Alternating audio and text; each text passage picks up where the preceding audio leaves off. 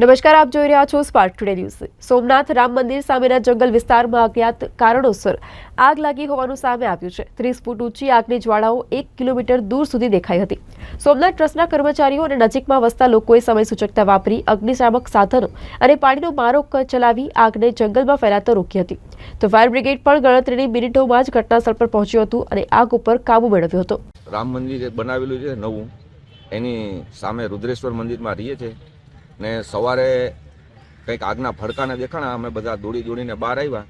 અમે જોતા જોઈએ ને ત્યાં તો આગે વિકરાળ સ્વરૂપ ધારણ કરી લીધું અને 25-30 ફૂટ સુધી એના લબકારા છે જે દેખાતા હતા। તો સોમનાથ ટ્રસ્ટને સુધી દેખાણું હશે, સોમનાથ મંદિર સુધી, ત્યાંથી તેના જે કર્મચારીઓ અને જે ભાઈઓ છે એ લોકો બી દોડીને અહીં પહોંચી ગયા।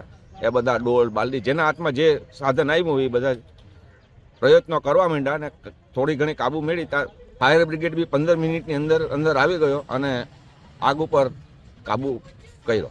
સંગઠનની શક્તિ તો એની તો વાત જ અલગ છે કે જે ભાઈ આ 2-5 માણસો હોત તો નહોતા, પણ ત્યાંથી સોમનાથમાંથી બી માણસો પહોંચી ગયા।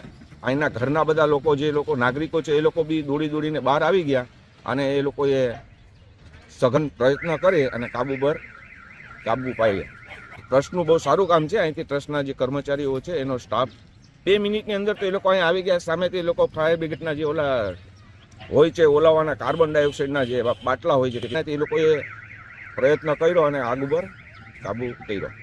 અમને સોમનાથ ટ્રસ્ટમાંથી કોલ મળેલ છે અને કોલ મળ્યાને બાદ તાત્કાલિક ગણતરીની મિનિટની અંદર અમે સોમનાથ ટ્રસ્ટની બાજુમાં રામ મંદિરની સામે જંગલ વિસ્તાર છે તેની અંદર ભીષણ પ્રકારની આગ લાગેલ હતી। સોમનાથ ટ્રસ્ટની ટીમ અમારી પહેલાં પહોંચી ગઈ હતી અને આગ ઉપર કાબુ મેળવતી હતી। અમે આવ્યા બાદ સોમનાથ ટ્રસ્ટની ટીમે સારી કામગીરી કરેલ હતી અને અમને પણ કામમાં મદદ કરવામાં છે અને આગ ઉપર સંપૂર્ણ કામ બુઝાવી ગયેલ છે। આગળ મકાનો હતા, ગાયોનો શેડ હતો, જંગલ વિસ્તાર હતો।